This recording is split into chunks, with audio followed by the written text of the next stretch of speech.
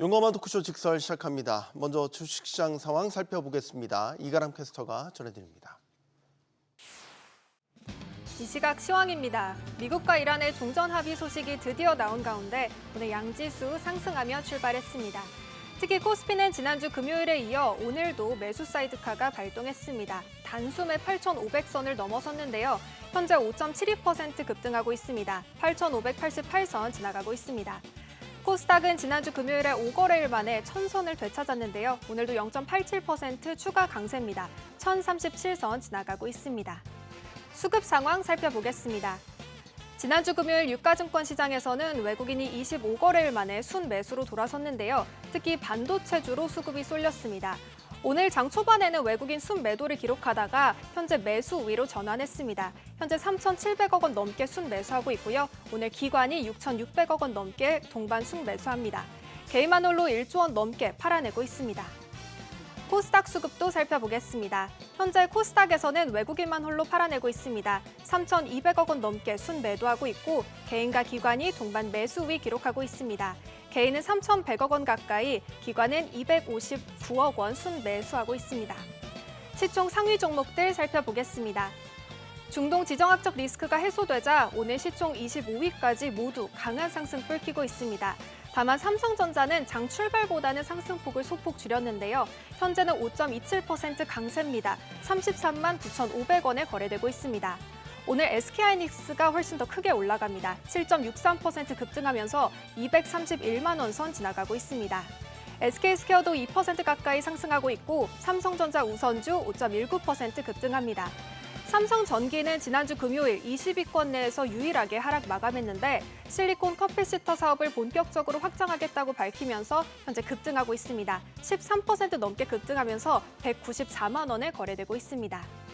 코스피 6위부터도 살펴보겠습니다. 현재 6위부터 10위 종목들 보면 일제히 상승 붉히고 있습니다. 일단 현대차는 7.58% 급등합니다. 현재 거래가 65만 3천 원에 거래되고 있고요. LG에너지솔루션도 4% 넘게 상승합니다. 또 삼성전자 지분을 보유하고 있는 삼성생명과 삼성물산도 모두 급등하고 있는데요. 삼성생명은 9% 넘게, 삼성물산은 13% 가까이 급등하고 있습니다. HC현대중공업도 8% 상승하고 있습니다. 코스닥으로 넘어가 보겠습니다. 현재 알테오젠 3.56% 강세 기록하고 있고 에코프로 관련주도 모두 상승합니다. 에코프로 BM은 6.76% 강세, 에코프로도 5% 가까이 올라가고 있습니다. 레인보우 로보틱스도 6% 넘게 상승하고 있고 주성 엔지니어링 0.11% 강보합권에서 거래되고 있습니다. 코스닥 6위부터도 살펴보겠습니다. 지난주 금요일 반도체 소부장단이 날아올랐는데요. 오늘은 차익 실현 물량이 나오고 있습니다. 일단 원익 IPS 지난주 금요일에 상한가로 마감하면서 시총 6위로 올라섰는데 오늘은 3.82% 하락하면서 시총 7위에 자리한 모습입니다. 리노공업도 2.39% 하락하고 있고 이오테크닉스는 6.7% 급락하고 있습니다. 지금 HPSP는 10% 넘게 급등하고 있습니다. 오늘의 특징 종목 살펴보겠습니다. 미국과 이란의 종전 MOU 체결 기대감이 커지면서 국제 유가 하락 전망이 확산됐습니다. 이에 국내 항공주가 장 초반부터 강세를 나타내고 있는데요. 투자자들은 개별 기업 실적보다는 유가와 여행 수요 회복이라는 공통 재료에 주목하면서 항공업종 전반에 대한 관심을 높이고 있습니다. 특히 제주항공과 진에어, 저비용 항공사들은 특성상 비용 구조 개선이 곧바로 수익성 향상으로 연결될 수 있다는 점이 부각되고 있습니다. 현재 제주항공이 28% 넘게 상승하고 있고 진에어 19% 넘게 급등하고 있습니다. 다음 특징 종목 살펴보겠습니다. 반도체 기판주도 강세 기록하고 있습니다. KB증권은 LG이노텍이 비수기에도 불구하고 예상보다 훨씬 뛰어난 2분기 실적을 내놓을 것이라고 전망했습니다. 반도체 기판의 출하가 호조를 기록하면서 가동률이 100%에 이를 뿐만 아니라 가격도 상승하고 있다고 밝혔는데요. 이에 LG이노텍 현재 13% 넘게 급등하고 있습니다.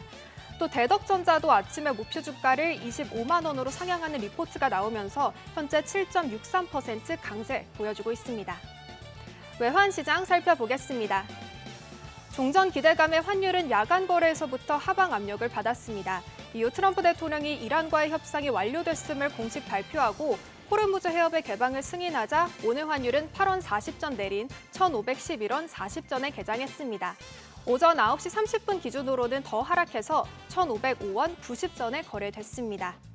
지수 다시 한번 살펴보겠습니다. 현재 코스피 5.63% 강세 이어갑니다. 8,580선 지나가고 있고요. 코스닥은 0.51% 강세입니다. 1,034선 지나가고 있습니다. 지금까지 시장 상황 전해드렸습니다. 계속해서 시장의 다양한 이슈들을 풀어보는 시장 따라잡기로 이어갑니다. 이경수 하나증권 수석연구위원 나오셨습니다. 안녕하십니까? 예, 안녕하십니까? 참 오래 기다렸던 소식, 종전 협상 타결됐다는 소식이 주말 사이에 전해졌고요. 또 오늘 아침에는 공식 체결일 또 스위스에서 있을 예정이다. 이게 이제 중재국까지 다 확인이 됐으니까 이제는 정말 이제는 정말 종전이겠구나라는 일단 생각은 하게 됩니다. 여기에 일단 시장이 폭발적으로 반응하는 것 같아요. 네, 일단은 뭐 지난주 금요일만 하더라도 이런 이제 위험 자산 선호, 그러니까 종전 협상에 대한 기대감이 반영이 됐는데 오늘 오전에 약간 그 자산 시장의 어떤 그 극단적인 위험 선호가 관찰이 되고 있습니다. 일단은 국제 유가가 이제 80달러까지 떨어지는 그런 수준으로 떨어졌고요. 무엇보다도 이제 가장 중요한 거. 미국 10년물 국채 금리가 4.6에서 4.4%로 완전히 고점 대비해서 엄청나게 떨어지는 그런 모습들이 관찰이 되고 있고 환율 자체도 좀 많이 떨어졌죠. 1,500원 초반 수준까지 떨어졌습니다. 그래서 기존의 이제 안전 자산 선호 호르무즈 해협이 계속 봉쇄가 되면서 전반적인 이제 물동량이 이제 제대로 이제 이동하지를 못하고 계속해서 그 물가만 키우는 그런 것들이 좀 어느 정도 해소가 됐다라는 측면이 반영이 된 것 같고요. 그래서 국내 증시에 대한 외국인들의 어떤 그 흐름 자체도 최근에 뭐 이제 순매수 기조가 이렇게 좀 보여지긴 하지만 오늘도 이런 흐름을 좀 이어가면서 전반적인 어떤 위험 선호가 오늘 이제 오전에 폭발적으로 나타나고 있다. 호르무즈 해협이 개방이 됐다라는 것이 어느 정도 확인이 됐고 실질적으로 한국의 유조선들이 계속 국내로 이제 들어오고 있다라는 소식도 전해지고 있기 때문에 이런 흐름은 계속해서 좀 이어지지 않을까 이렇게 생각을 하고 있습니다. 네, 참 시기가 얄궂은 게 이제 이번 주에 FOMC 캐비너시 체제 첫 FOMC잖아요. 얼마나 긴축적으로 갈까 막 시장이 긴장하고 있는데 그에 앞서 딱 전쟁이 종료가 되고 유가가 훅 떨어지고 금리가 확 떨어지고 뭐 이제 이런 상황이네요. 그러니까 이번 FOMC에 더 어떤 반응이 나올까, 캐비너시에 좀 힘이 실릴까, 뭐 이제 여러 가지 생각이 드는 시기인 것 같습니다. 자, 그리고 또 지난주에는 빅 이벤트가 있었죠. 뭐 많은 분들이 뭐 자이든 타이든 관심을 가질 수밖에 없었던 스페이스X의 상장이 있었습니다. 어떻게 보셨어요, 스페이스X 상장? 너무 이게 흥행을 했다. 그러니까 역사적으로 미국의 IPO 중에서 이렇게 높은 시가총액으로 상장을 한 적이 없습니다. 그래서 이렇게 높은 이제 시총을 보유한 기업이 공모가 대비해서도 거의 20%가 상승을 하면서 마감을 했고 거래 대금 자체도 한 500억 달러. 그러니까 전체 미국의 한 1조 정도, 1조 달러가 이제 하루가 이제 거래된다라고 하는데 여기에서 거의 이제 7%에서 8% 정도의 거래 대금을 차지하고 있습니다. 그래서 잘 아시겠지만 스페이스X 같은 경우에는 지금 유동 물량이 4%밖에 되지 않아요. 그래서 유동 시총 비중은 1%가 안 됩니다. 그럼에도 불구하고 전체 거래 대금의 8% 9%를 차지했다라는 것은 그리고 이제 뭐 100% 거래 시간이 이제 거의 이제 반절만 됐죠. 그러니까 그러니까 미국 증시는 이제 상장을 하고 나서 호가를 우리 같이 이렇게 빨리 제공하지 않고 호가를 이제 이렇게 정리하는 그런 과정이 상당히 좀 깁니다. 그렇게 시간이 좀 적었음에도 불구하고 스페이스X에 대한 어떤 기대감은 상당히 좀 높았다. 이렇게 좀 보시면 될 것 같습니다. 그래서 일단 상당히 큰 이제 흥행인 것 같고요. 그래서 뭐 앵커님께서 말씀 주셨지만 스페이스X 그리고 FOMC 요 직전에 어떻게 보면 미국과 이란의 어떤 협상이 극적으로 타결이 됐는데 어떻게 보면 이 유동성이라든지 이런 것들을 어떻게 보면 이제 다음 주에 이제 이번 주죠. 이번 주에 FOMC에서 캐비너시가 조금 더 이렇게 뭐 긴축은 조금 이제 지금 상황에서는 좀 어려울 것 같고 이런 측면에서 조금 더 유리한 그런 측면으로 좀 마련한 타이밍을 의도하지 않았나라는 생각까지도 개인적으로 좀 들고 있습니다. 그래서 일단 지금 분위기는 뭐 스페이스X도 그렇고 전체적인 위험 선호도 그렇고 상당히 유동성이 좀 풍부한 상황에서 물가의 어떤 우려도 조금 없어지는 그런 측면이 됐기 때문에 상당히 조금 지금 위험 선호가 이번 주 상당히 좀 부각이 될 거라고 생각이 들고 있습니다. 네. 사실 정말 이 짠 건가라는 생각이 들 정도로 모든 그 막혀있던 이벤트들이 지금 일률적으로 다 해소가 돼 가고 있는 형국이거든요. 이제 우리 입장에서 보면 스페이스X의 상장이라는 거는 외국인 수급에도 지금 구조적 변화를 일으킬 만한 요인인 거죠. 왜냐하면 이제 확인된 건 아니지만 스페이스X 상장 대기 자금으로 들어갔던 게 이제 우리 한국 주식 팔고 갔다. 가서 이제 상장했잖아요. 뭐 공모 청약해서 배정 받은 데도 있겠고 안 받은 자금들은 또 이제 남아 돌 거 아닙니까? 그럼 이제 뭔가 또 결정을 하겠죠. 그럼 일부는 또 우리 한국 같은 이런 위험 자산으로 또 오지 않을까 이런 생각도 하게 되는데 어떻게 전망하세요? 일단 저는 이제 스페이스X가 이제 시가총액이 상당히 좀 크게 부풀려 놓고 유동시총을 이제 잠그면서 약간 일종의 이제 그 절판 마케팅을 한 것이 아닌가 생각이 들어요. 그래서 기존에는 기본적으로 스페이스X가 계속해서 뭐 이제 미국과 이란 간의 어떤 그 전쟁이 계속 지속이 된다는 가정에서 본다면 어느 정도 그 수급에 블랙홀 효과가 있을 수 있다. 왜냐하면 스페이스X의 유동시총이 좀 적은데 나스닥 100에 패스트트랙으로 들어갈 수가 있습니다. 이번에 네. 이 개정을 지난달에 했기 때문에 나스닥 지수도 스페이스X의 편입을 약간 좀 의도한 그런 이제 정책이라고 볼 수가 있습니다. 그런데 이제 나스닥 지수에 이제 2주 후에 편입이 되게 되는데요. 그 시가총액의 어떤 그 들어가는 그 유동시총을 기존에 지금 4%에서 4.5%의 유동시총이 아니고 곱하기 3을 해서 13%로 우리가 살 것이다. 그러면은 나스닥 지수에서는 스페이스X를 기존의 유동시총보다 더 3배를 높게 사야 됩니다. 그래서 그렇게 되면 사야 되는데 어떤 종목군들을 팔고 사느냐. 결국은 나스닥 시가총액 상위 종목군들 위주로 팔고 스페이스X로 들어가는 수순이 아직은 이제 예정이 되어 있습니다. 그래서 이런 측면의 우려를 조금 더 많이 했었는데 기본적으로 전체적으로 지금 위험 선수가 이렇게 가파르게 높아지는 상황이기 때문에 사실 이런 수급의 블랙홀 효과를 우리가 좀 이제 뭐 얘기를 할 필요가 있겠느냐 이렇게 생각이 들고 있고 그리고 말씀해 주셨던 것 같이 청약을 기본적으로 청약 공모금 이제 저희 이제 모집금을 스페이스X가 750억 달러를 이제 조달하려고 했는데 2천억 달러 이상의 이제 청약 금액이 물렸죠? 들어왔습니다. 네. 몰렸습니다. 그러면 이제 나머지의 한 뭐 1,200억 달러를 어떻게 보면 이 결론적으로 그 뭐 나스닥 지수에 들어갈 수도 있고 글로벌 주식에 들어갈 수 있고 스페이스 상장된 이후에 스페이스X를 살 수도 있고요. 결국은 스페이스X가 글로벌 증시에 대한 마케팅 효과를 했다. 본인들이 스페이스X 흥행에 따라서 스페이스X만 다 살 수는 없고 그거를 이제 실패한 것들이 이제 공모가 지금 뭐 $160로 이제 확 올랐으니까 그러니까 공모가 135에서 지금 뭐 $166로 확 올랐으니까 이 가격이 사기 싫으면 지수를 살 거 아닙니까? 그래서 이런 측면에서 스페이스X의 상장은 본인 자체도 상당히 좀 흥행을 했지만 전체적인 시장의 유동성을 끌어내는데 상당히 좀 큰 일조를 했다. 그리고 지금 뭐 결국은 유가가 계속 높아진 상황에서 기존에 금리도 올라가고 그러면서 각국이 상당히 유동성 정책을 많이 폈어요. 그러면서 지금 일방적으로 이제 일방적인 건 아니겠지만 미국과 이란의 어떤 이제 합의가 됐다고 이란도 얘기를 했단 말이죠. 그래서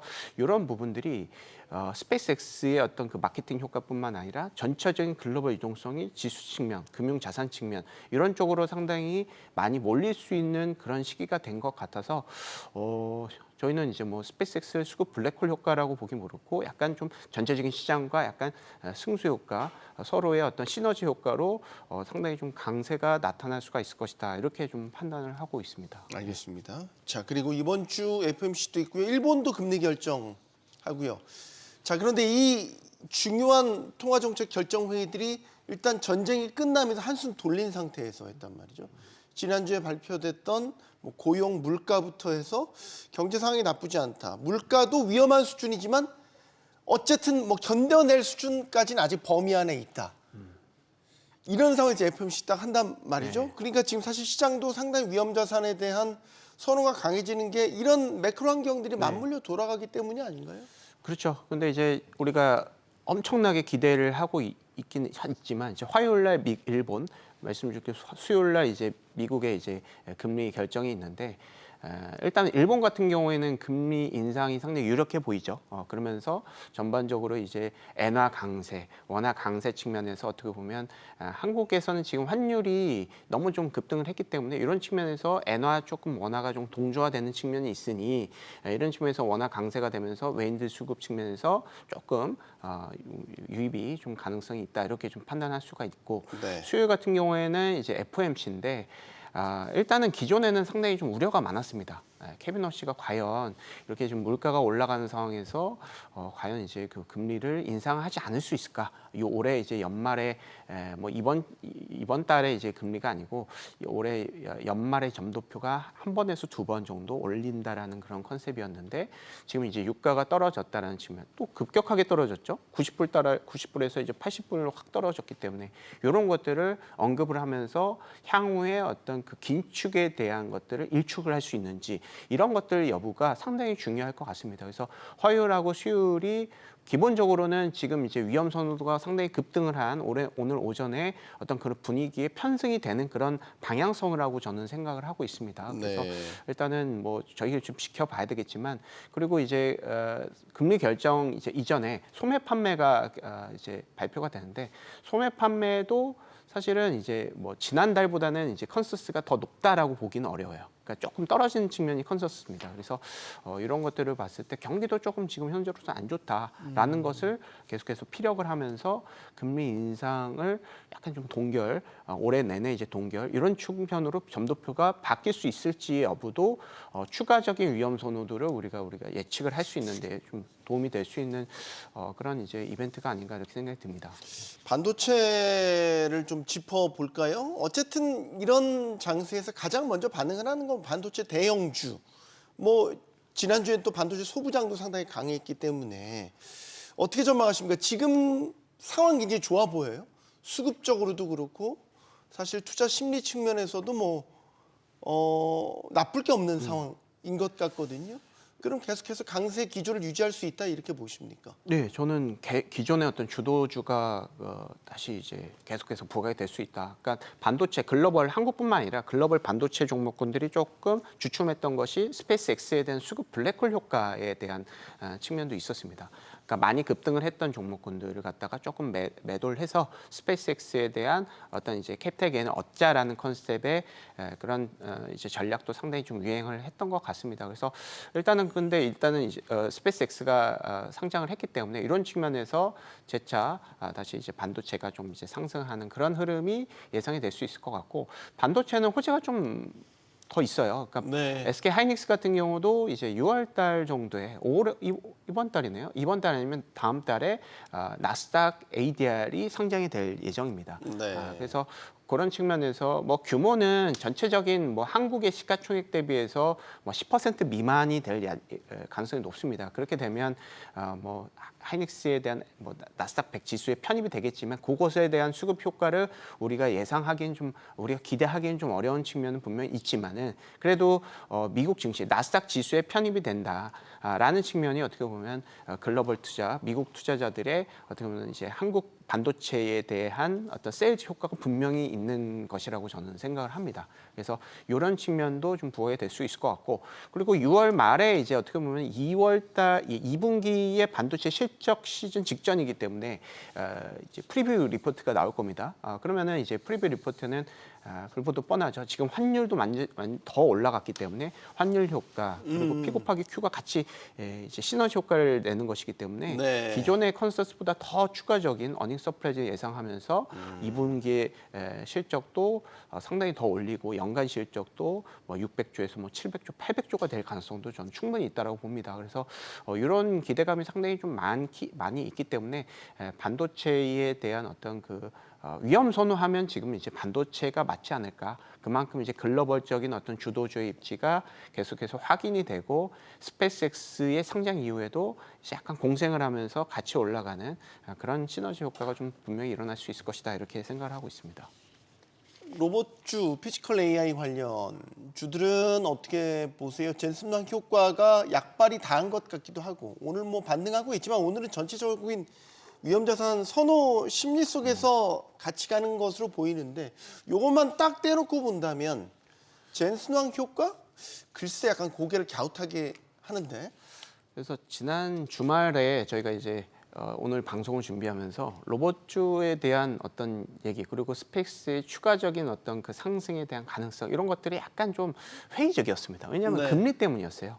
금리가 4.6% 거의 5%에 육박하는 그런 상황에서는 기본적으로 성장주가 아웃퍼폼 한다라고 생각하기 어려웠습니다. 그리고 지금 반도체의 주가가 올라갔던 것은 주가가 싸고 금리가 올라가는 상황에서 AI의 약간 디펜시브의 어떤 그런 측면이 분명히 있거든요. 그러니까 캐시플로우는 상당히 좀 좋기 때문에 그런 측면에서 지금 이제 금리가 유가가 떨어지면서 이제 4.4%까지 급격하게 떨어졌다는 측면은 어떻게 보면 이제 그 성장주 진영에 상당히 조금 유리한 환경이 조성이 됐다.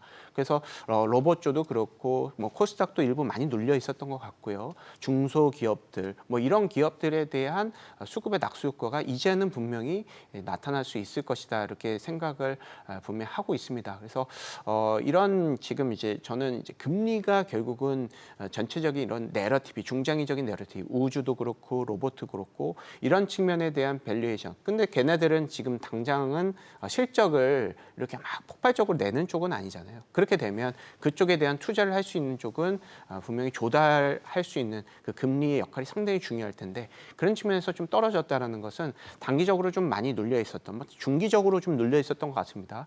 그런 측면에서의 어떤 그 소외 진영들 그리고 소외되어 있고 밸류에이션이 높고 성장 기대감이 좀 컸던 그런 쪽에 대한 자금이 상당히 쏠려갈 수 있을 것이다 이렇게 저는 생각을 하고 있습니다. 그래서 지금 로봇주는 뭐 여러 가지 내러티브는 상당히 많죠.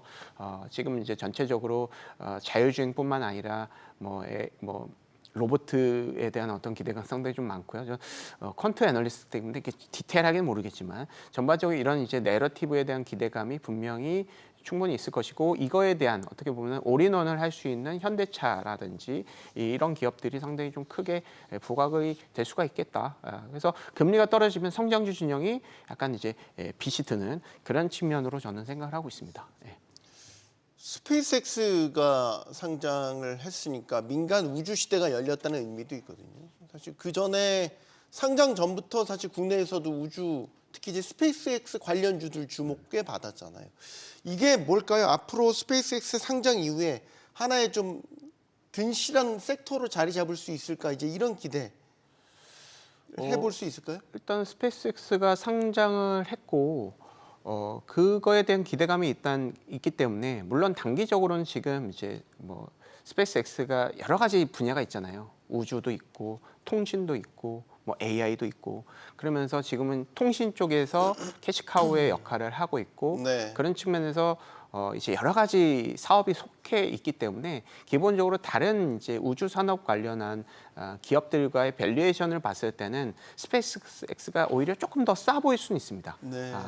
스타링크라는 이제 핵심적인 캐시카우가 있기 때문에 그런 측면에서 단기적으로는 수급에 약간 우주 안에서는 블랙홀 효과가 분명히 있었던 것 같아요. 그래서 로켓랩이라든지 뭐 이제 에코스타라든지 이런 쪽에 대한 어떤 그 수급이 PSR 기준으로 스페이스X 80배에서 90배 이거보다 좀 높은 쪽은 일부 단기적으로는 약간 수급의 블랙홀 효과가 분명히 있었던 것은 사실인 것 같습니다. 다만 이제 스페이스X 같은 경우는 좀 전에 말씀드렸다시피 이렇게 포트폴리오가 사업이 통신도 있고 AI도 있기 때문에 이런 측면에서 포트폴리오 효과가 오히려 우주 산업을 계속해서 영위하기 좋은 측면으로의 어떤 본인들이 그것을 이제 했던 것 같아요. 그래서 이 캐시카우를 여기서 하고 투자를 이제 우주라든지 AI 쪽에 하고 그런 측면이 이제 분명히 우주 산업 전체적인 ETF가 있다라고 한다면 그쪽의 안정성을 더 높이는 것이 아닌가 해서 우주 산업의 전반적인 밸류에이션을 떨어뜨릴 수 있는 그런 효과가 분명히 스페이스X가 있다라고 좀 보고 있습니다. 그래서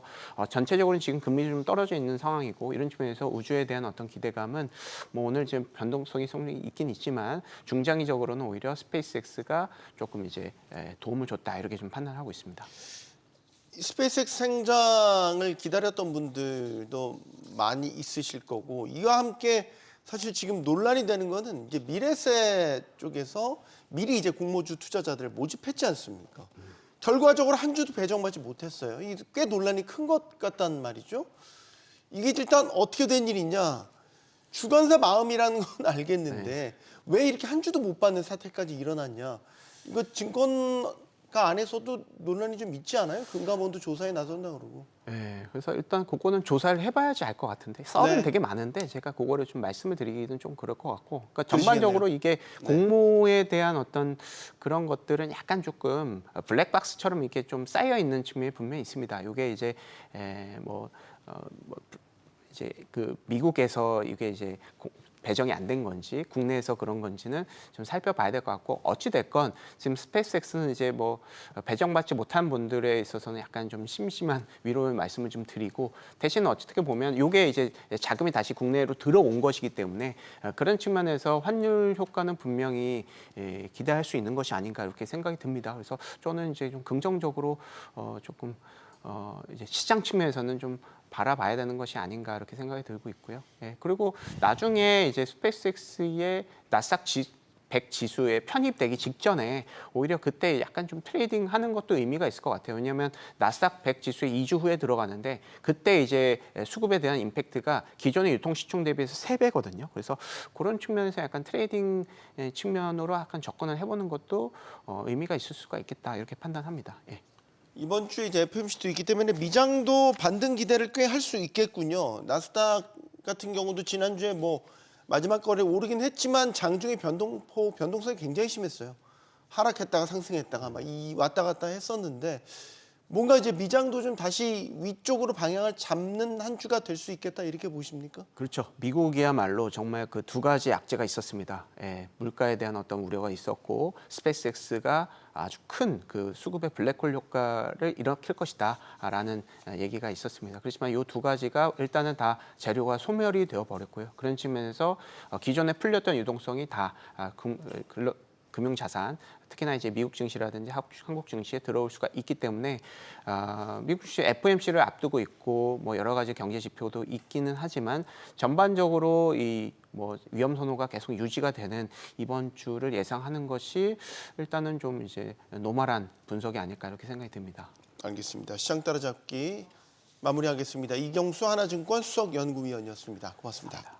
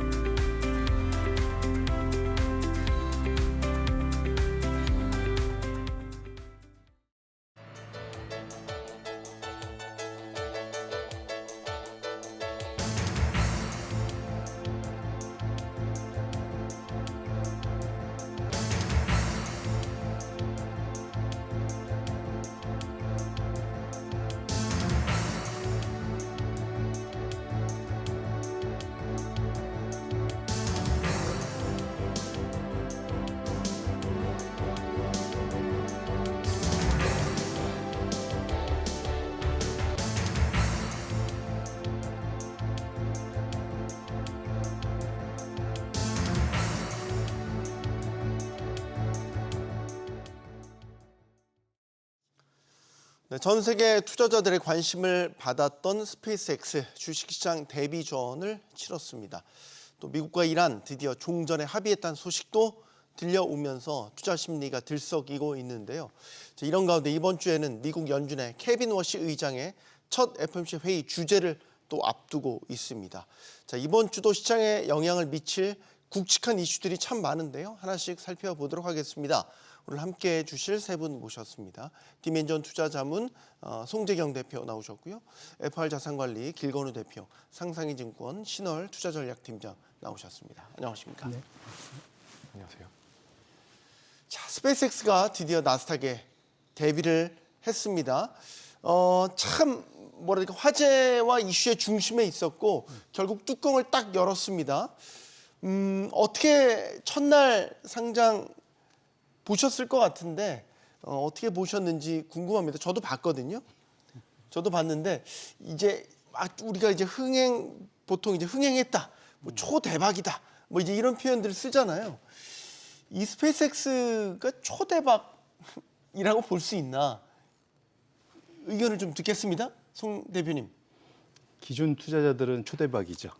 기존 투자자들은 이미 비상장 때부터 그럼요. 네. 뭐 그거야 뭐 워낙 높게 잡았으니까 주당 가격을 높게 잡았으니까.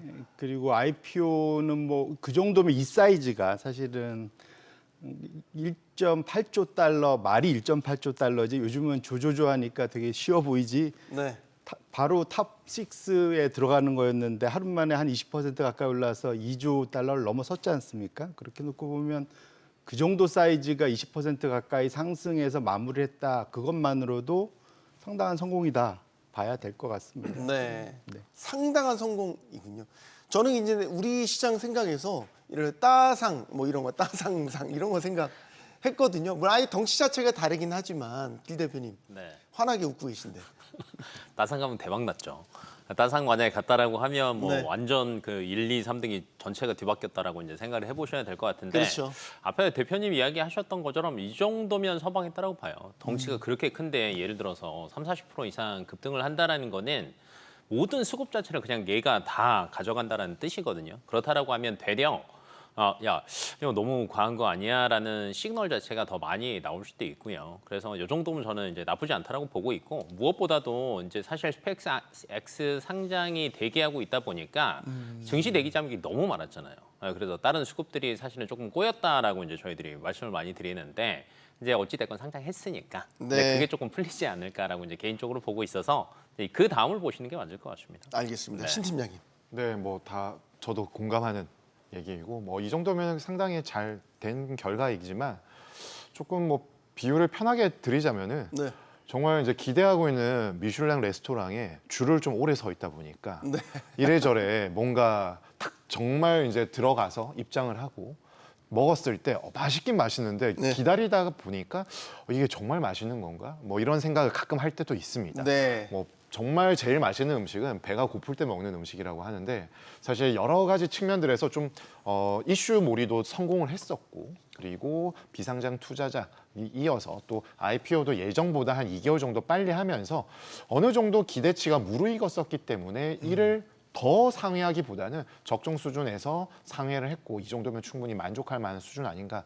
결국에는 아람코를 넘어서 2.1조 달러 시총으로 지금 평가가 되고 있는데 6위에 바로 안차겠다라는 역사적 이정표를 세웠다라는 데 좀 더 방점이 있지 어떤 투자 수익률보다는 그런 측면에서 좀 더 보는 것이 좀 적절했던 지난 주말이었다라고 보고 있습니다. 네. 미슐랭에 대한 비유는 정말로 딱 머리에 박히 네요. 납득이 딱 가는 것 같습니다. 그 스페이스X에 대한 이제 주가 목표치도 처음 나왔습니다. 이것도 되게 흥미롭죠. 사실 지난 종가가 이제 160달러 이렇게 종가가 맞춰졌고 지금 190달러라는 목표 주가가 나왔어요. 그러면은 지금 단계에서는 한 20달러 이상의 상향된 수치인데 어떻게 평가해요? 적절하다고 보시는지 이것만 보면 뭐 지금이라도 사야 되는 건지. 1차적으로는 어떻게 밸류에이션을 했는지는 좀 의문스럽긴 합니다. 네. 왜냐하면 1차적으로는 지금 투자가 엄청나게 들어가 있는 상황이고 그다음에 이익을 제대로 내본 적이 없잖아요, 사실은. 그 스타링크 정도만 빼고 나면 네. 나머지는 지금 거의 돈 먹는 하마 수준이기 때문에 오로지 기대감으로 갑니다. 제 기억에 한 5년 전인가요? 하여튼 우리나라에 새로운 그 지표를 누가 만들었었는데 PDR이라고 프라이스 투 드림 레이쇼라고 누가 드림 레이셔요? 예, 만들었던 기억이 있는데 딱 스페이스X의 적절한 예, 가치네, 산정 가치네. 그래서 지금 이 회사 아까 190달러가 적정하냐라고 질문을 주셨는데 이 회사가 어쨌든 향후 예상되는 뭐 12개월이긴 하지만 그러니까 그 매출액 대비 지금 주가가 몇 배로 거래되느냐 네. 어차피 이익이 안 나니까 대략 100배 전후입니다. 100배 전후. 근데 이게 우리가 100배 그러니까 뭐 그런가 보다 뭐 이렇게 하는데 그 지금 S&P 500이 한 2.6배예요. 그 다음에 나스닥이 한 6배 정도 되고 있고 그 비싸다는 테슬라도 한 30배 중반 정도 되거든요. 그래서 정말로 이제 PSR만 놓고 봐도 엄청난 기대를 한 몸에 받고 있는 것만은 분명해서 거꾸로 말하면 기대로 가면 분위기 좋을 때는 잘 가는데 분위기 또 틀어지면은 또 엄청나게 또 주가가 휘청휘청할 수가 있습니다. 그래서 그렇게 놓고 본다면 아까 말씀드린 190달러도 있지만 아마 레인지를 준 데들이 꽤 많은 것 같아요. 그러니까 안 좋은 케이스일 때는 50달러까지 갈 수도 있고 네. 좋게 갈 때는 한 250달러까지 갈 수도 있고 막 이런 식으로 좀 비겁해 보이지만 네. 그러니까 밸류에이션을 상당히 다양하게들 제시를 하고 있어서 지금 상황에서는 엄밀히 말하면은 그 목표 주가라는 것이 의미 있게 막 정체하게 계산할 수 있을까라는 생각을 하고 있고요. 그러니까 그냥 이 시장에서 그나마 구루라고 볼 수 있는 게 그러니까 NYU, 그러니까 뉴욕대의 다모다란 교수라고 상당히 우리 아마 좀 이쪽 분야에서 공부하신 분들은 책을 읽진 않더라도 다 한 권씩은 샀을 거예요. 이렇게 두꺼운 밸류에이션이라는 책들이 있거든요. 그분이 얼마 전에 밸류에이션 한 것은 이 회사의 적정 마켓캡은 1.2조 달러다라는 게 있습니다. 그래서 물론 보수적이긴 할 수 있겠는데 어쨌거나 지금 2조 달러를 넘어선 상태에서는 아까 말한 대로 price to dream 결국은 그 꿈을 얼마나 가격에 반영해 주느냐 여부에 따라서 적정 주가가 달라지지 이걸 갖고 우리가 뭐가 190은 맞고 180은 틀리고 뭐 이것이 좀 과연 의미가 있을까 논의가 그런 생각을 하고 있습니다. 네. 전문가들의 시각과 우리 투자자들의 시각이 또 같으면서도 다를 수 있는 게 어쨌든 수익을 내는 게 목적이라면 드림이 됐든 뭐 다른 게 됐든 수익을 낼 수 있다면 지금이라도 사는 게 맞지 않나 이제 이런 생각 하실 것 같아요. 근데 왜 눈빛이 흔들리세요? 흔들렸군요. 왜냐하면 찰나를 사실 잡으셨군요. 저희가 네. 사실 이제 드림만 보고 베팅하기에는 너무 먼 이야기지 않을까. 사실은 화성 이주 프로젝트 굉장히 구체적으로 브리핑했거든요. 네. 근데 그게 진짜 될까라는 거는 그때 돼봐야 될 것 같아요. 그리고 이제 두 번째는 우주 데이터 센터에 대해서 굉장히 비전을 또 피력을 하고 있는데 그것도 나쁘지는 않아요. 근데 지금 당장은 될까라는 걸 이제 저희가 항상 의문을 가질 수밖에 없고 의문이 많을 때는 항상 어느 정도 올라오면 아 그래 너무 조금 밸류에이션을 너무 많이 줬어. 고평가 논란 이야기가 계속 나오거든요. 그러면 찍고 내려오고 를 반복할 수밖에 없어요. 네. 그리고 이제 현재 뭐 평균 목표가가 뭐 190달러다라고 이야기를 하는데 최저랑 최고치에 대한 갭이 너무 큽니다. 그러면 전문가들도요. 이 안에서 진짜 실적이 있냐 뭐냐들을 계속 고민을 한다라는 거고요. 그러면 이제 개인 투자자들이 거기에 대해서 이제 한번 고민을 한번 해보실 게 앞에서 대표님께서도 그 스타링크 이야기를 하셨어요. 그러니까 네. 유일하게 스페이스X가 현재 돈을 벌고 있는 거는 스타링크입니다. 월 단위로 뭐 100만 명씩 지금 가입자 수가 는다라고 이야기를 하는데 저도 개인적으로는 괜찮은 것 같아요. 왜냐하면 사실 저희가 해외여행 가고 이러면 로밍 그 나라 걸로 또 바꿔야 되고요. 그다음에 또 어디 가면 또 안 터져요. 우리나라는 지금 뭐 5G SA 사업도 이야기를 하고 있잖아요. 뭐 그러면 기존 5G는 진짜가 아니었냐 뭐 이런 얘기도 나오고 있고 6G로 넘어가면서 사실은 스타링크의 잠재력은 아마 더 폭발할 거라고 예상은 하고는 있습니다. 네. 근데 이것도 저희가 예상치잖아요. 그러면 진짜로 이게 숫자로 찍힌다라고 하면 주가는 아마 200달러 이상은 충분히 넘어갈 수는 있어요. 그럼 저희가 체크해 볼 수 있는 게 결론은 인공위성을 많이 깔아야 되고요. 그럼 많이 발사를 해야 됩니다. 네. 그다음에 이번에 IPO 한 돈으로 얼마나 많이 쏘는지를 한번 체크해 보시는 것도 나쁘지 않은 것 같아요. 왜냐하면 저희가 보니까 24년도에 월 평균 11회 쐈습니다. 스페이스X가. 그리고 작년 기준 월 평균 14회 쐈어요. 근데 올해 상반기 기준 보니까 월에 12회에서 13회 정도밖에 안 쐈대요. 그럼 하반기 때 이 수치를 뛰어넘는 게 나온다라고 하면 야 인공위성 더 많이 깔리는구나. 그럼 내년 실적 더 좋아지겠구나라는 게 사실은 확 보일 수 있거든요. 그래서 잘 모르겠다라고 생각이 들 때는요. 그런 것들로 한번 체크해 보시는 것도 저는 나쁘지 않은 것 같아요. 네. 예를 들어서 그 증권가에서 목표 주가 밴드가 좀 넓게 잡을 때는 뭔가 0점을 잡는 시기라고 봐야 되는 거고 이제 막 상장한 곳이고 뭔가 컨센서스가 아직 마련되지 않았다 이렇게 봐야 되는 거죠. 그렇죠. 네, 그 부분이 이제 상단과 하단에 대한 부분들이 밴드로 해서 올라가게 된다라면은 이제 부정적인 의견에 대한 부분들이 일부 존재하더라도 네. 주가의 상승 가능성이 좀 더 높은 신뢰성을 가질 수 있게 되는데요. 지금은 이제 상장이 되었고 좀 전에 두 대표님께 말씀 주셨다시피 이 매출에 대한 부분들뿐만 아니라 이 이익에 관련된 부분들은 여전히 적자일 수밖에 없고 막대한 캐펙스에 대한 부담감을 현금 흐름 측면에서 어떤 식으로 방어를 해낼지가 가장 관건이다라고 봐야 합니다. 그러다 보니까 이미 지금 오펜하이머처럼 강세론자의 조금 등에 업혀서 가는 쪽은 이제 목표 주가를 190에서 200달러 초중반까지 내놓는 반면에 이제 독립 리서치 글로벌 기업인 CFRA에서는 115달러까지 지금 낮춰서 제시를 했습니다.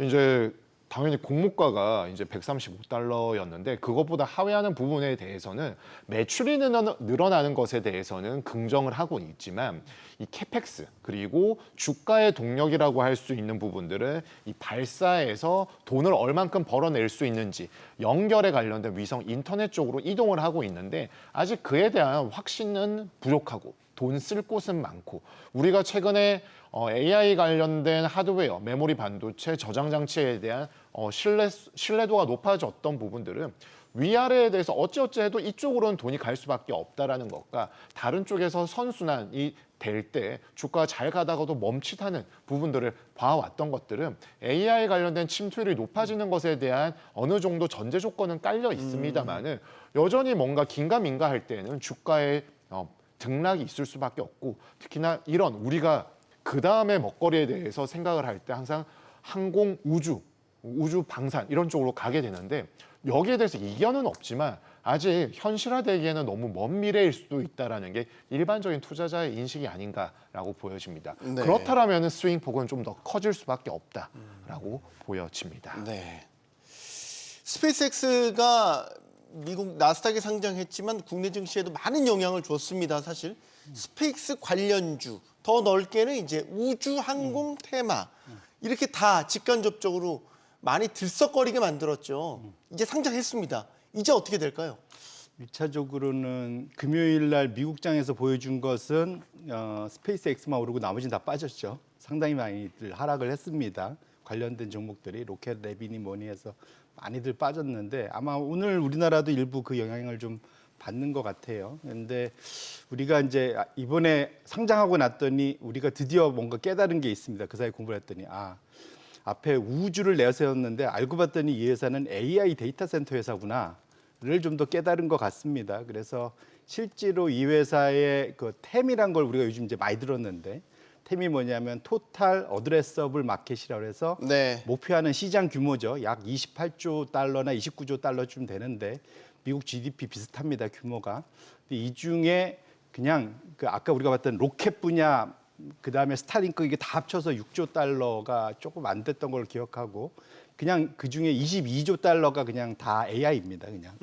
그래서 결국은 이 회사가 목표하는 것은 우주에다가 AI 데이터 센터를 만드는 것이 가장 키포인트라고 보셔야 될 것 같아요. 네. 그래서 결국은 AI 관련주라고 보셔야 될 것 같고 이후로는 우주 테마로 엮여서 움직일 것 같긴 하지만 그거는 냉정히 보면은 그 앞으로의 뭐 발전 속도 빠르긴 하겠으나 그 규모나 이런 것들이 AI보다 더 크기는 쉽지 않을 것 같아요. 그래서 당분간은 AI에 따라서 같이 엮여서 움직일 가능성이 있어서 그렇게 놓고 보면 이제 앞으로 스페이스X를 앞으로 사람들이 볼 때 우주 하기보다는 그래서 지금 AI 관련된 수요가 어떻게 돼, 메모리는 어떻게 돼, 뭐 이 얘기 또 그들이 그거 관련된 올릴 수 있는 그 관련된 지금 기술 장벽도 되게 많은데 그거를 넘어설 수 있어, 뭐 이런 얘기들이 계속 나올 것 같아서 포인트는 이제 시간이 흐르면 흐를수록 사람들의 생각은 그러니까 AI에서 어떻게 경쟁을 하느냐로 귀결이 될 가능성이 좀 높지 않을까 이렇게 생각합니다. 네. 국내에도 직간접적인 관련주들이 되게 많아요. 그래서 사실 스페이스X 상장이 이제 됐으니까 이게 이제 뭔가 이제 같이 붐업이 되면서 같이 움직일 거를 어쨌든 투자자들은 기대를 하고 네. 있을 텐데 현실과 이상은 또 다를 수 있으니까요. 어떻게 보십니까? 뭐 이제 관련주라고 하면 크게 보면 이건 것 같아요. 이제 직접 투자한 회사 주식이 앞으로도 더 갈 거냐, 네. 또는 뭐 이제 스펙스 X에 여러 가지 재료들을 납품하는 부품들을 납품하는 회사들이 있잖아요. 그렇죠. 얘네들이 좋을 거냐? 크게 보면 이 두 가지 같은데 아니죠. 하나 더 하면 그냥 우주로 묶인 여러 가지 애들 통칭해서. 근데 첫 번째는 직접 투자한 것 같은 경우에는 이제 약발은 사실 저는 개인적으로는 끝나지 않았나 개인적으로 보고 있는 게 언제든지 앞에서 저희가 이제 목표 주가 이야기를 했잖아요. 네. 근데 갭 차이가 굉장히 컸어요. 그러면 많은 회사들 같은 경우에는 그걸 계속 들고 있다라기보다는 차라리 차익 실현하는 욕구가 훨씬 더 커질 수밖에 없거든요. 예. 그러면 이제 그건 끝났어요. 네, 그러면 이제 나중에 이제 분기 실적 발표할 때 회계 평가에도 빠지겠죠. 네. 네, 두 번째는 그러면 스페이스X가 돈을 가지고 왔습니다. 그럼 결론이 이것들을 집행을 할 건데 네. 그렇다라고 하면 거기에 직접적으로 공급하는 업체들이 당연히 수혜를 볼 수밖에 없고요. 근데 이제 오늘 시장에서 보니까 아침에 딱 장 개장하고 나서 뭐 스피어도 마찬가지고 공급 업체들의 주가가 조금 빠지더라고요. 근데 되려 일정 시간이 조금 지나고 나면 얘네들이 탄력은 더 좋을 수도 있습니다. 네, 왜 그러냐? 실질적으로 스피어 같은 경우에도 이미 10년치 공급 계약을 맺어놨어요. 그러니까 공급 계약을 처음에 맺어놨어도 실질적으로 이거 쏘고 이제 상장하기 전까지는 기대감으로 오르긴 했는데 거의 한 1, 2주 전부터 주가는 조금 빠졌거든요. 네. 그러니까 그 자금이 다시 스펙스X로 갔단 말이에요. 그럼 상장을 했어요. 그럼 여기에서 더 보유하기에는 사실은 쉽게 손은 가지 않는다라는 구간이라고 하면 다시 돌아올 확률이 저는 굉장히 높을 것 같고 그러면 이제 그 아래 단이 있죠. 뭐 예를 들면 우리나라 위성 관련주들도 있고요. 뭐 인텔리안 테크도 있고요. 뭐 위성 제작인 세틀가이도 있어요. 그러니까 기대감은 가지고 있습니다. 이 친구들도. 왜 그러냐? 스펙스가 계속 쏘고 있는 거를 다른 나라들이 가만히 구경만 할 수는 없습니다. 네, 어찌됐건 따라갈 거고 앞으로에 대한 시장에 뭐 캐파는 커질 것으로 예상은 되는데 실질적으로 이 친구들이 정말 많이 매출이 급증을 할 거냐? 그건 아니다라고 봐요. 네, 그러면 1번 직접 투자 제외하고요. 네, 그다음에 관련주들 기대감은 있지만 사실은 조금 부족할 수 있다. 확인하는 시간이 필요하다. 그럼 네. 빼고 그럼 지금 움직일 수 있는 거는 스펙스 X 관련 ETF나 스펙스 X에 납품하는 공급 업체 이렇게 딱 조금 좁히시는 게 저는 투자하시기 조금 더 편하지 않을까. 근데 이제 조금 애매한 게 이제 좀 있으면요. 이제 실적 시즌입니다. 그렇죠. 네, 7월 이제 되면 이제 뭐 이제 일주일 다음 주만 되면은 아마 여러 가지 2분기 실적에 대한 뷰가 계속 나올 거예요. 네. 저번 주에도 우리나라 수출입 동향 6월 10일 것까지 바로 나왔거든요. 그러면 수급이 가다가 또 끊길 수도 있죠. 우주 쪽에 대한 기대감보다는 확실한 쪽으로 갔다가 다시 돌아올 수 있으니까 사실 현재 구간에서는 저는 개인적으로 우주항공 관련된 주들은 좀 쉽게 내버려 두시는 게 그리고 7월 이후를 한번 다시 보시는 게 확실한 저점 매수가 되지 않을까 개인적으로 그렇게 보고 있습니다. 알겠습니다. 신 팀장님. 네, 뭐 전반적으로 이 우주 항공에 관련된 부분들은 여전히 성장에 대한 꿈과 희망을 먹고 살기 때문에 주식시장에 새로운 동력에 대한 기대감 분명히 있을 수 있습니다. 그런데 이제 뉴스가 확인이 되었기 때문에 이 기대감이 아닌 이미 확인되었던 부분들에 대해서는 주가의 민감도가 하방에 대한 부분들이 좀 더 높아질 수밖에 없다라는 점은 인정을 하고 가야 되기 때문에 지금은 따라가는 것보다는 좀 더 언제 어떤 식으로 조금 저가의 분할 매수의 관점으로 접근을 하면서 우주항공의 산업이 실질적으로 커지는 비중만큼 나의 포트에 조금씩 점진적으로 넓혀가는 것이 좀 더 적절하다라고 보는 것이 맞지 않나라고 보여집니다. 그렇기 때문에 지금 송 대표님 말씀 주신 것처럼 AI 데이터 센터에 관련된 부분들 이제 우주에 우리가 기존의 인식으로는 사실 쉽지 않았었던 거지만 뭔가 이제 일론 머스크의 계속해서 지속적인 발언과 사업에 대한 방향성 그리고 스페이스에서 상장 이러한 부분들이 현실화되는 부분들을 바라보고 있기 때문에 이거에 대한 어떤 패스에 대한 부분들은 일정 부분 수용할 가능성이 높아졌습니다. 그렇지만 이 부분이 어떤 식으로 수익성을 내는지에 대한 부분들은 아직 퀘스천 마크가 있다라는 점을 감안한다라면은 네. 당분간은 좀 보수적인 시각에서 바라보되 큰 그림을 잡고 접근하는 것이 좀 더 필요하겠고 만약에 단기 테마에 대한 부분들을 조금 더 가미를 하고 싶다라고 한다라면은 여전히 현실적으로 좀 가능성이 높은 국방용 관련된 부분들에 대해서 방산의 관점을 조금 더 접근하는 것이 나름의 유의미성을 좀 더 지니지 않을까라고 보여집니다. 네. 이거는 송 대표님 뭔가 확실한 목적과 컨셉을 갖고 이 섹터에는 지금 들어가야 되겠군요. 맞습니다. 예, 내가 무엇에 대해 투자를 하는지가 명확해야 될 것 같아요. 네. 그렇지 않으면 그러니까 투자를 했는데 내 생각과 너무 달리 갔을 때 해석할 방법이 없습니다. 그래갖고 이게 빠지더라도 또는 오르더라도 내가 생각한 걸로 올라야지 적정한 데서 이익 실현할 수 있고, 빠지더라도 혹시 내가 생각한 대로 예상한 대로 해서 빠지면은 오히려 버틸 수가 있거나 저점 매수를 할 수가 있잖아요. 그렇기 때문에 그런 것들을 보셔야 될 것 같고요. 근데 지금 미국에서 지금 이제 정반대의 소위 이제 이게 이제 거의 트레이딩 컨셉이잖아요. 우리는 막 뭐 우주 뭐 한참 얘기했는데 그거는 소위 그 머스크의 시간을 감안한다면 지금 빨라야 한 5년이라고 하는데 머스크의 시간은 곱하기 2 더해야 되지 않습니까? 네. 뭔가를 좀 만들어내는데 시간 엄청 오래 걸립니다. 머스크가. 심지어는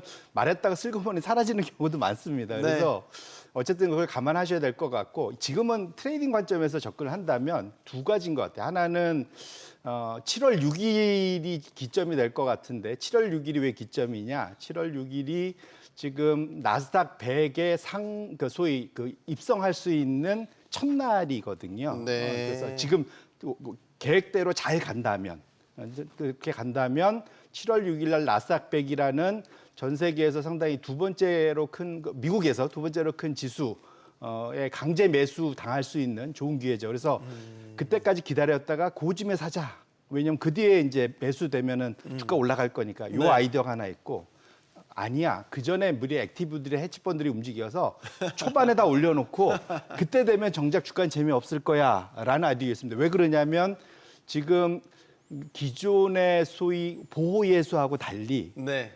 과거에는 그러니까 소위 말하는 180일, 6개월 이후에 보유예수 물량이 풀리기 시작했는데 네. 이번은 계단식으로 가서 그때 되면은 전체의 40%가 풀리거든요. 그렇기 때문에 그 사이 계속 풀리기 시작합니다. 그래서 그렇게 놓고 본다면 그 헤지펀드들 아이디어도 말이 되네라는 생각을 할 수 있을 것 같아요. 왜냐하면 뒤로 가면은 너무 유동 물량이 지금 오버행 이슈가. 더 늘어날 텐데 그게 계속 나올 거라서, 그래서 이렇게 놓고 보면 초기에 이렇게 소위 말하는 단타죠. 이게 먹고 빠지는 이 방법에 대한 아이디어들도 많은 것 같습니다. 그래서 양극단으로 갈려 있다는 만큼, 그래서 지금 거래가 엄청 활발하죠. 사실 첫날도 거래가 거의 지금 풀린 3%가 한 바퀴 다 돌았습니다. 그래서 그 짧은 반나절 만에, 그래서 이렇게 놓고 보면 당분간 소위 말한 소위 명품주, 희귀주 때문에 못 살 일은 없다. 일단 1차적으로 그건 없다.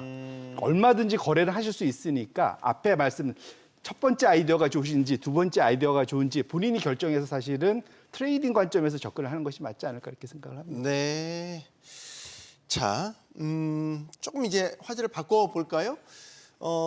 지금 뭐 종전도 사실 공식화됐고, 지금 스페이스X 상장부터 뭐 여러 가지 이유 때문에 지금 다시 위험 자산 선호 현상 아주 강해진 모습입니다. 당연스레 이제 반도체 섹터에 대한 이제 관심도 뜨거워지고 있고 말이죠. 지난주에는 젠슨 황 엔비디아 CEO가 뭐 소위 말해서 국내 3박 4일 동안 머물면서 뭐 해집고 갔죠. 그리고 원래는 샘 올트만이 오기로 돼 있었는데 이분이 무슨 일정인지 긴급 사정으로 방한이 일단 취소가 됐습니다. 취소가 되기는 했지만 어쨌든 최근에 소위 말해서 빅테크 거물들이 한국을 찾는 게 마치 무슨 필수 코스처럼 됐어요. 이게 이제 시사하는 바가 뭘까? 결국 반도체, 메모리 이런 것들에 대한 협력, 강화 이런 것들이라고 봐야 되는 걸까요? 그게 가장 크죠. 네. 이번에 이제 젠스랑이 와서 한 것도 이제 여러 가지 뭐 이제 많은 것들을 하기는 했지만 사실은 이제 메인은 그거지 않을까라고 이제 개인적으로 보고 있고, 그다음에 이제 HBM4에 대한 주력이 이제 사실은 이제 올해 하반기부터 이제 판매가 되기 시작하고요. 내년에 이런 데이터도 있습니다. HBM4와 4E가 27년 하반기가 넘어가면 HBM에서 전체 발생하는 매출에서 거의 한 70% 정도는 넘어갈 거다라고 이야기를 하고 있거든요. 그렇다라고 하면 많은 기업들은 사실은 삼성전자랑 SK하이닉스에 손을 내밀 수밖에 없는 구간이고요. 그다음에 이제 두 번째는 HBM4로 넘어가면서 저는 이제 삼성이 좋아지고 있다라는 말씀을 많이 드리는데, 삼성전자가 올해 HBM4를 사실은 양산을 시작하고 나서요. 3개월 뒤에 4E에 대한 시제품을 바로 만들어냈습니다. 왜 이러냐를 이제 저희가 한번 고민을 해보셔야 되는데, 3E까지는요, 이제 저희가 기본적으로 GPU가 있고, 그다음에 HBM이 있으면 그걸 다 합치는 로직 다이가 필요하거든요. 네, 그렇죠. 네, 근데 이 로직 다이를 3E까지는 삼성전자랑 SK하이닉스가 같이 했습니다. 그러니까 자체적으로 생산을 할 수 있었어요. 근데 예. 4로 넘어가면서부터는 로직 다이를 삼성전자는 파운드리에게 직접적으로 주고 자체 생산을 하고요. SK 하이닉스 같은 경우에는요, TSMC로 보냅니다. 네, 무슨 말이냐면 4에서 4E에 대한 물량을 다른 회사들이 받으려면 결론은 TSMC를 기다리는 수밖에 없다라는 말이에요. 네, 그러면 많은 기업들은 이걸 당기려면 어떻게 해야 되냐면 삼성전자한테 한 번에 다 넣어야 됩니다. 네, 우리 4도 가져가고 4E도 해줄 테니까 니네가 한 번에 다 만들어갖고 납품해줘. 왜냐면 전체 그 파운드리 쪽 점유율을 글로벌 점유율을 보면 TSMC가 월등히 높거든요. 근데 월등히 높다라는 게 두 가지를 다 가지고 있어요. 괜찮다. 수율이 좋고 제품이 좋으니까 많이 몰리겠죠. 이게 첫 번째고요. 두 번째는요. 많이 몰리니까 오래 기다리고 돈 많이 내야 된다는 뜻입니다. 네, 그런 측면에서 본다라고 하면 올해 삼성전자의 파운드리에 대한 흑자 예정 시간이 뭐 28년까지 당겨졌었는데 지금 흐름으로 본다라고 하면 빠르면 내년 안에도 충분히 가능하지 않을까라는 데이터들도 나오고 있거든요. 그래서 네. 당연히 이제 들려야 되는 필수 코스가 될 수밖에 없는 구간이다라고 보셔야 될 것 같고 그럼 이제 여기서 누가 가장 큰 수혜를 볼 거냐? 라는 것들은 항상 체크를 하셔야 될 것 같아요. 좀 안전한 거 원하신다라고 하면 메모리 쪽 보시는 게 좋을 것 같고, 그다음에 이제 삼성전자, SK 하이닉스냐를 이제 고민하시는 분들 같은 경우에는 여전히 뭐 이제 안전한 실적을 원하시면 SK 하이닉스가 조금 더 낫고요.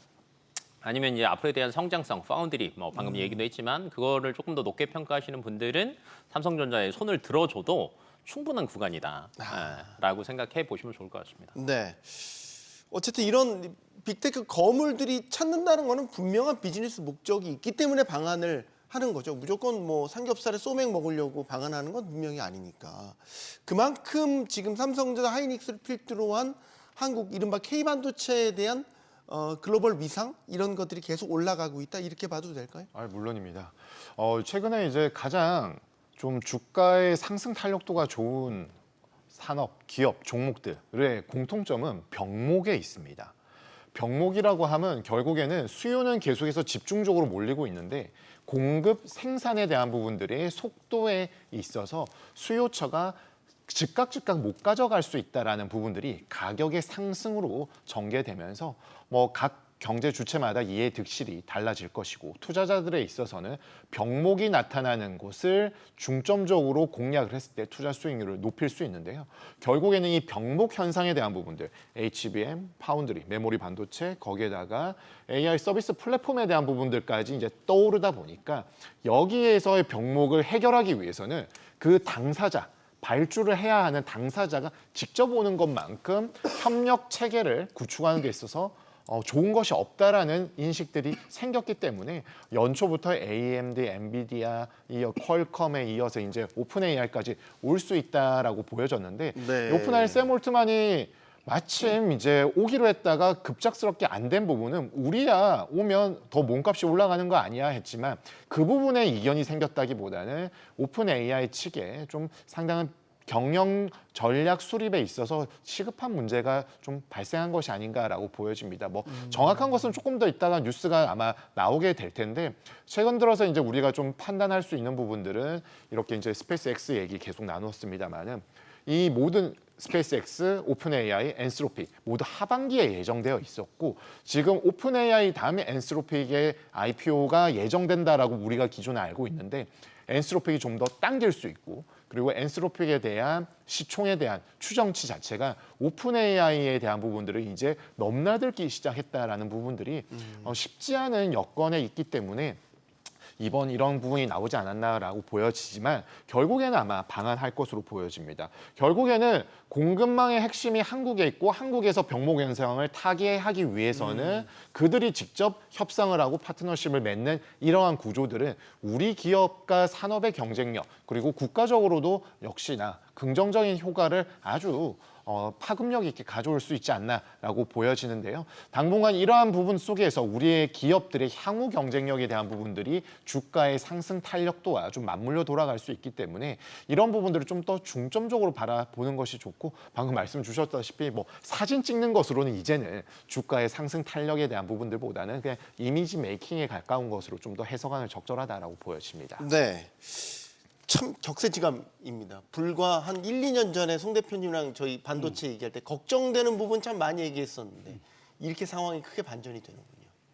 맞습니다. 그때 뭐 삼성전자의 CFO 라인이 세갖고 안 된다느니 뭐 별 얘기를 감산을 언제까지 할 거냐는 둥 이제 뭐 네. 이런 얘기를 했던 게 불과 그렇게 오래된 일이 아닌데 이 AI 산업혁명이라는 게 이렇게 지도를 바꿔놓는군요. 예, 그게 불과 진짜로 딱 2년 전이네요. 네. 네, 그렇습니다. 근데 말씀 주신 대로 기본적으로 AI 소위 공급망에서 집중되는 게 결국은 데이터 센터 안에 들어가는 각종 부족한 말씀 주셨던 병목 그리고 그 안에 가장 큰 회사들이 대만과 한국에 있는 거죠. 그러니까 오면은 꼭 가만 보시면은 대만과 한국을 꼭 같이 엮어서 돌 수밖에 없는 상황이 됐다 보셔야 될 것 같고 뭐 저 개인적으로는 그럼 샘 알트만이 왜 안 왔을까 저도 이제 궁금했습니다.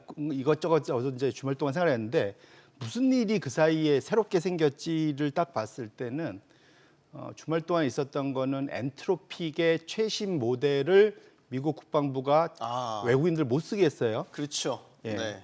그러니까 그것도 지금 논란이죠 지금. 오픈 AI하고 가장 첨예하게 경쟁을 하고 있는 게 엔트로픽입니다. 그리고 엔트로픽이 말 안 들으니까 엔트로픽 내쫓아내면서 그 대항마로 국방부가 가장 먼저 손잡은 데가 오픈 AI예요. 그럼 생각을 해보면 지금 상황에서 엔트로픽의 최첨단 모델을 못 쓰게 하는 그 소위 그 문제점에 대해서 뭔가 미국 정부가 할 수 있는 것은 오픈 AI가 뭔가를 해결해줘야 될 게 있었지 않을까라는 거. 뭐 그런 걸 생각해 볼 수 있을 것 같아요. 그래서 네. 왜냐하면 샘 알트만 정도가 어쨌든 뭔가 모든 걸 이렇게 중요한 이벤트를 취소하고 미국에 머물게 하려고 한다 정도 되면 트럼프와 가까운 내각 쪽에서 뭔가 움직였어야 되지 않을까 싶은 생각이 있어서 그렇게 놓고 본다면 그것이 사실은 어찌 거꾸로 다시 생각해 보면 이번에 주말 동안 있었던 그 소위 그 엔트로픽의 최첨단 모델의 외국인 사용 제한이 향후 또 AI 생태계에 큰 영향을 미칠 수 있겠다. 해석은 아직 지금은 그것에 대한 영향을 지금 아직 안 받고 있어요. 뭐 오늘 우리 아시아 증시부터 시작을 했으니까. 네. 그런데 이것이 또한 이번 주 FOMC만큼이나 또 시장에 주가의 큰 변동성을 야기할 만한 이벤트로 급부상할 수도 있겠다 이렇게 보셔야 될 것 같습니다. 네. 또 그 말씀 듣고 보니까 연결이 되는 부분이 있네요. 딱 맞아 떨어지거든요, 사실. 미국 정부가 사실 긴급하게 발표를 하면서 뭐 지금 이제 미토스라든지 페이블 5 사용 실제 제한돼 있습니다. 저도 지금 제한된다고 제 노트 화면에 뜹니다. 저기 궁금한 게 네이버는 참 어떻게 될까? 네이버도 만난다는 얘기가 있었거든요. 네. 네이버가 참 뭐라 될까? 우리나라의 최초의 LLM을 만들고 홍보하면서 기대도 모았다가 사실 그 뒤에 행보가 좀 실망, 주가도 많이 빠졌고 이번에 사실 재순환 방안을 계기로 일종의 이제 다시 한번 반등의 계기를 마련했다. 거기에다가 이제 뭐 예를 들어서 오픈 AI까지 뭔가 협력의 손길이 이제 한다. 그럼 이제 뭔가 다시 네이버가 탁 치고 나가는구나. 뭐 이제 이런 기대를 네. 했었는데 네. 네이버가 조금 애매하다는 생각이 듭니다. 우선은 저항선이 있는 것 같아요. 지금 아까도 이제 제가 하면서 네이버 그 주가 봤는데 아직까지는 30만 원을 막 뚫고 올라가는 거는 쉽지는 않은 것 같아요. 그러면 이제 30만 원을 뚫을 만한 뭔가 기대치를 보여줘야 되는데 아직까지는 시간이 조금 걸리지 않나. 근데 이제 그거는 뭐 저희 앵커님도 이미 하고 계시는 게 하이퍼 클로버X 안 쓰시고요. 지금 클로드 X, 받았습니다. 네, 지금 안 클로드 하죠. AI 쓰시잖아요. 네. 네, 그거만큼 사실은 기존에는 뭐가 있었냐면 하이퍼 클로버 X 처음 나올 때만 해도 야 우리나라 한글이 굉장히 어렵다. 그래서 그 처음에 AI 모델 나왔을 때 대부분 아셨을 거예요. 영어로 프롬프트를 입력을 해야 됐어요. 한글로 입력을 하면 미스가 너무 많이 났거든요. 네. 근데 최근 들어서 어떠십니까? 오픈 AI도 그렇고 클라우드도 그렇고 문제가 뭐 없죠. 구글의 제미나이도 그렇고 사실은 오류 굉장히 많이 줄어들었거든요. 심지어 이미지 만드는 것도 이제 괜찮아졌어요. 그러면 하이퍼 클로버 X를 쓸 일이 사실은 별로 없는 거죠. 네, 그러면 이제 여기에서 주가를 끌어올렸던 두 번째 이슈가 뭐가 있냐면 소버린 AI. 아 그래 와서 얘기했으니까 그래 소버린 AI 쪽은 그래도 괜찮겠지라고는 생각은 하고 있었는데 앞에서 대표님이 이야기하신 게 딱 허들이 또 생겨버린 겁니다.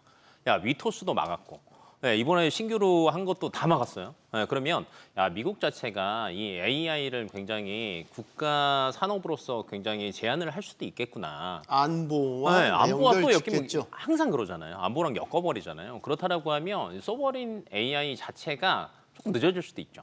네, 그러면 지금 네이버 입장에서는 이걸 끌고 막 갈 만한 기대감들이 사실은 사라져가고 있는 겁니다. 예, 그렇다라고 하면 아직까지 30만 원을 뚫을 만한 명확한 이슈는 없는 것 같다라는 관점으로 저는 개인적으로 보시는 게 좋을 것 같고, 그러면 지금이 저점이냐라는 질문들도 이제 가끔 하시더라고요. 그래도 여전히 기대감은 많이 있지 않냐. 뭐 오픈 AI에서 와서 또 얘기하다 보면은 또 가는 거 아니냐.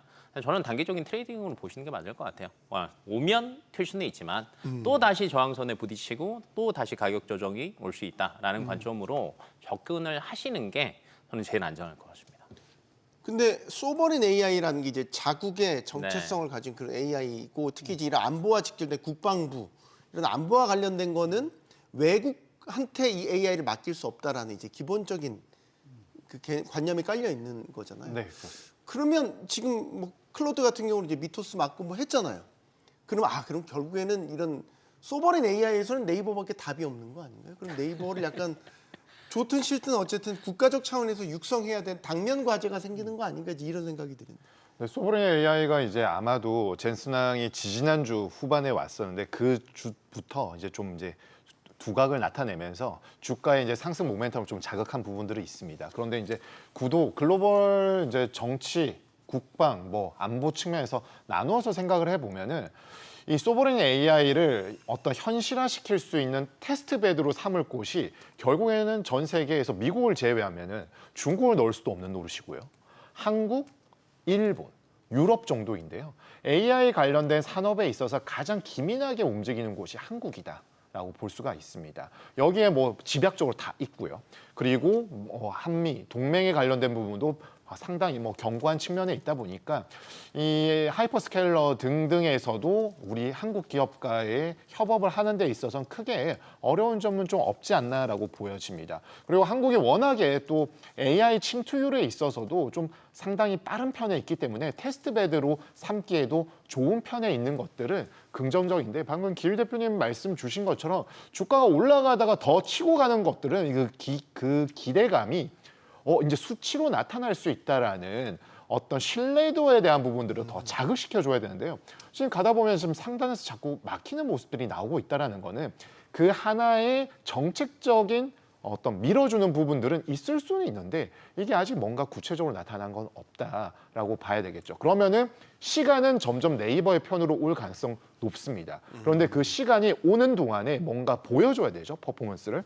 그 부분은 결국에는 기존 산업이 광고, 커머스, 그리고 AI발 실적에 대한 부분들이 클라우드 중심으로 좀 더 치고 올라오는 부분들을 보여줘야 하는데, 그런 측면에서는 약간 밋밋한 측면들이 있는 거 아니냐라는 네. 시장의 의구심, 아직 다 지울 수는 없는 상황이기 때문에 이러한 주가 등락으로 좀 해석되는 것이 맞지 않나라고 보여집니다. 네.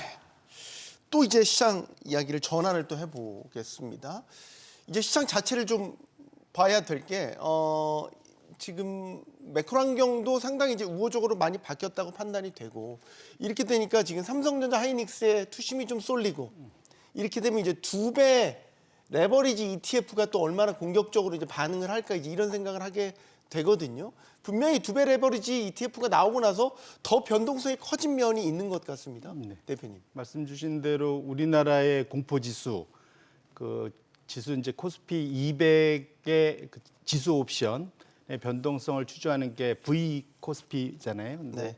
그게 지금 2008년도 108인가가 아마 제일 높았을 텐데 네.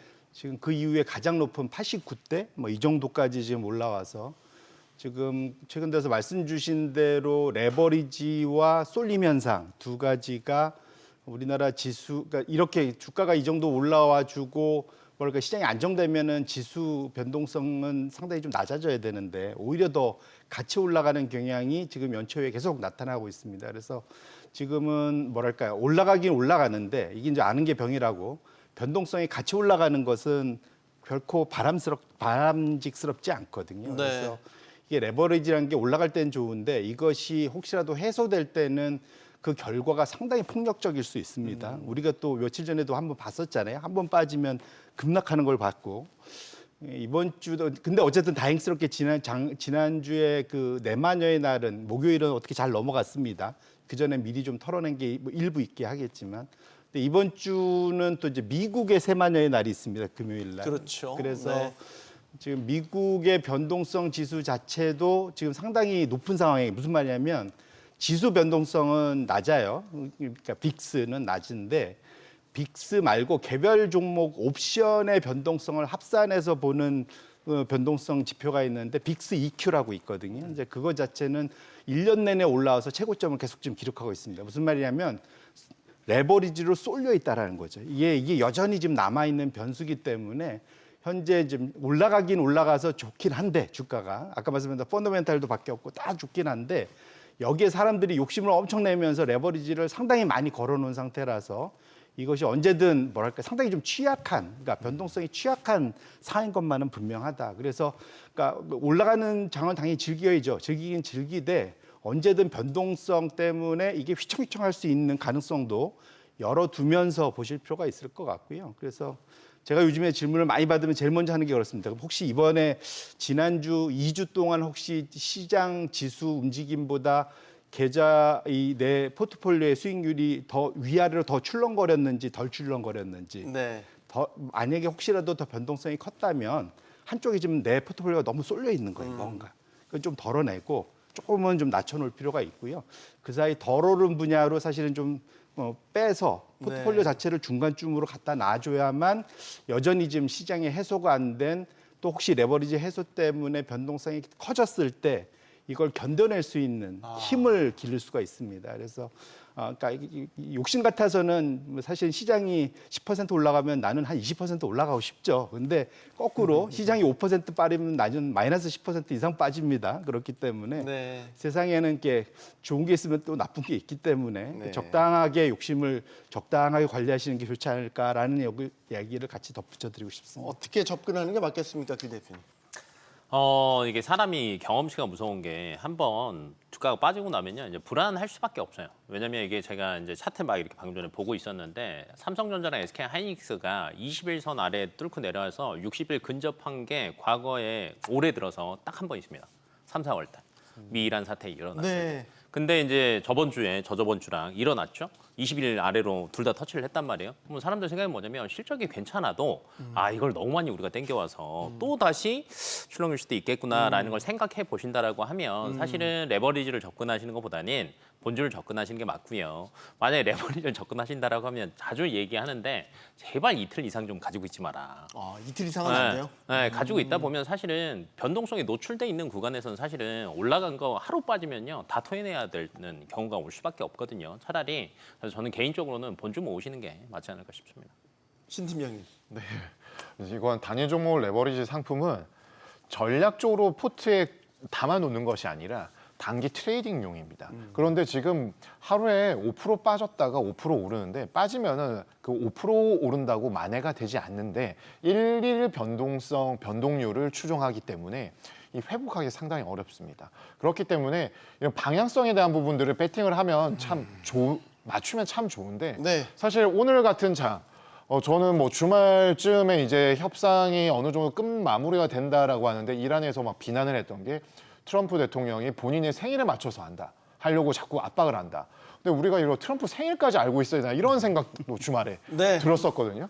그러면 이거 참 너무 많은 변수들을 노출이 되어 있기 때문에 이런 부분들은 정말 1거래일 또는 진짜 길어도 2거래일 안에는 어느 정도 포트를 정리해주고 손실은 최대한 로스컷을 하고 이익을 벌었을 때는 빨리 털고 나오는 것이 적절한 상황이고 지금 이 단일 종목 레버리지 상품이 출시된 지 이제 약 3주가 좀 안 되었습니다. 네. 여전히 종가 중심으로는 상당한 변동성을 야기하고 있고 삼전 닉스의 시총 비중이 50% 내외에 있기 때문에 지수 자체도 커져 있는 상황에 있습니다. 이러한 점 본다라면은 지금은 조금 신중할 타임이 필요하고 오히려 정석대로 투자하는 것이 좀 더 중장기적으로 나의 포트를 관리하는 데 있어서는 적절하다라고 생각이 됩니다. 네. 자, 이제 이번 주도 빅 이벤트가 많고 앞서 뭐 전쟁 일단 종전에 대한 공식 발표가 났고 말이죠. 마지막 코스피가 어디까지 또 다시 힘을 낼 수 있을까요? 우리가 7,000 넘고 잘 가다가 한 번 더 와장창, 8,000 넘고 또 와장창 했단 말이죠. 이제 막 정말 9,000을 향해 또 10,000을 향해 가고 있습니다. 다시 동력을 얻었다고 보십니까? 뭐 1차적으로는 아마 이번 주 정도까지만 잘 지나고 나면은 말씀 주신 대로 조금은 좀 편해지는 구간으로 들어가지 않을까 개인적으로는 이제 기대를 해보고 있습니다. 네. 근데 어쨌든 대전제는 일단 이번 주 잘 넘겨야죠, 사실은. 그래서 변동성이 상당히 좀 심합니다. 아까 FOMC도 얘기했지만 그 앞에 BOJ가 먼저 있습니다. 그다음에 BOJ가 이번에는 뭐랄까요, 그 사이에 엔화에 대한 숏 물량이 엄청 늘어나 있어서 조금 걱정되는 상황이긴 해요. 사실은 네. 그거 하나 있고 지금 또 수요일 미국 기준으로 우리 수요일 밤이네요.